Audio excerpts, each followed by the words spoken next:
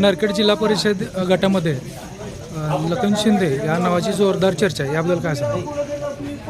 वेगळं सांगायची काय गरज आहे? लोकांना उमेदवार मान्य झालं, एक तरुण चेहरा, पोरीपाठी असलेला चेहरा आणि सर्वसामान्यातलं एक नेतृत्व या भागासाठी उभा राहतंय. ह्याच एका गोष्टीवर पूर्ण नरखेड जिल्हा परिषद गटामध्ये उत्साहानं लोक कामाला लागलेत. सगळ्या लोकांना आणि तरुणांना असं वाटतंय की लखन शिंदे म्हणजे मी आणि मी म्हणजे लखन शिंदे.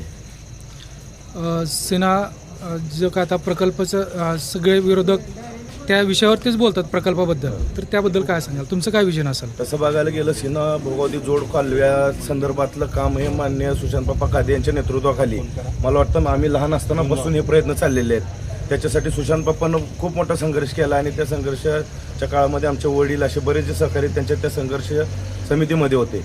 एवढ्या खूप वर्षाचा संघर्ष सुशांतप्पांनी केला आणि आयत्या पीठावर कोणतरी येऊन रेगोटे ओढत असेल तर ही वाळूजकर आणि वाळूज भागातली नरखेड भागातली जनता ही गोष्ट मान्य करणार नाही. आणि ह्या गोष्टीसाठी ज्या लोकांनी संघर्ष केला त्या लोकांना हे खाड्यासारखं बाजूला करून हे जर कोण श्रेय ओढत असतील तर ते योग्य वाटणार नाही. तुम्ही काम निश्चित करा, त्या गोष्टीवर तुम्ही काम करत राहा, त्याच्याबद्दल आम्हाला अजिबात दुमत नाही. पण ज्या लोकांनी पूर्वीपासून संघर्ष केला त्या लोकांचा संघर्ष कुणी विसरता कामा नये, एवढं माझं म्हणणं आहे. जनतेला काय आवाहन कराल? जनतेला आव्हान एवढंच आहे की कुणी भूलतापांना बळी पडू नका. तुमच्यासारख्या सर्वसामान्य घरातला आणि एक शेतकरी असणारा मुलगा आज तुमच्यासमोर जिल्हा परिषदचा उमेदवार म्हणून उभा आहे. ही एक सोन्यासारखी संधी आहे, ती संधी आपण गमावू नका.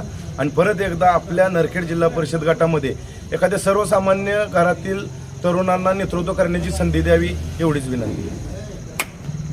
आणि जिल्हा परिषदसाठी क्रमांक 2चं बटन आहे लखन रमेश शिंदे, त्याच्यासमोर कमळाच्या चिन्हासमोरील बटन दाबून जिल्हा परिषदसाठी मला चांगल्या मतानं विजय करावं. तसंच माझ्यासोबत नरखेड पंचायत समिती गणामध्ये उल्का राजकुमार पाटील ह्या देखील आमच्या ताई उमेदवार आहेत.